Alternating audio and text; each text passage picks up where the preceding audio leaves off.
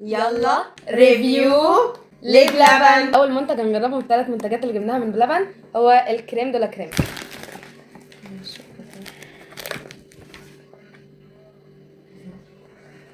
هو مبدئيا يعني الباين هو شكله كويس. اوكي هو ملخبط بس شويه عشان المشوار تقريبا، بس هو لا كويس، بس الطعم يا جماعه هو اللي يحكم. بالظبط. يلا ندوق. بسم الله.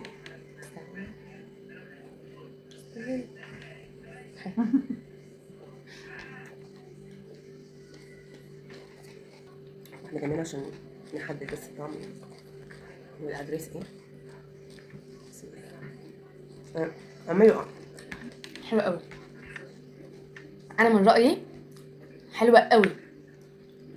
هي عباره يا جماعه عن كيكه متسقيه بلبن، عليها كريمه، عليها كنافه بالبيستاشيو وفراوله وصوص شوكليت. والكيك جوسي قوي كده يعني واخد حقه يعني. وعليه الكريمه حلو قوي، والصوص البيستاشيو بالكنافه حلو، التيست بتاعه مقرمشه. يا جماعه كانت تقريبا سعرها 130 او 135 حاجه زي كده. تاني حاجه كشري بلبن بالمانجا. لو نشوف نقول بسم الله ونجرب. قبل اي حاجه هو عليها طبقه مانجا كويسه، وهي شكلها يعني مبشر، شكلها حلو. هنشوف. بسم الله. عايزين ناخد كده طبقات من تحت لفوق ومعاها حته مانجا فيها كريمه بسم الله. بيستاشيو ومانجا.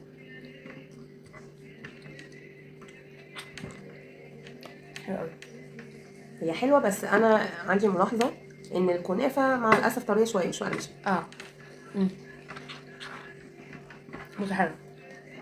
انا اديها 8.5 من 10. انت اديها كام؟ 6.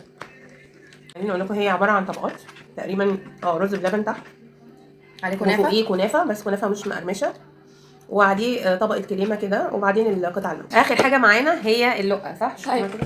افتحها.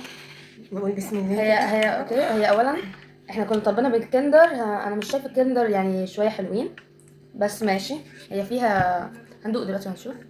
بسم الله الرحمن الرحيم. تتاكل على طول. فيها فراوله.